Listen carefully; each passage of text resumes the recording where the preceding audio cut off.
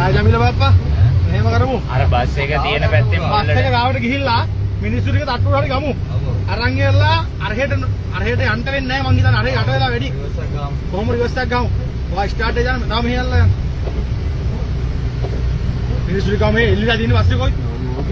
ඒ bus එක bus එක ඇවිත් නැහැ. ඒව කියන්න බෑ. එමර්ජන්සි මොකටද දැන් මම දන්නේ නැහැ. ඔයා ස්ටාර්ට් එකෙන් තියාගන්න. පාර දිනලාද නේ? ඈ? පාර දිනලාද නේද? පාර දුවන.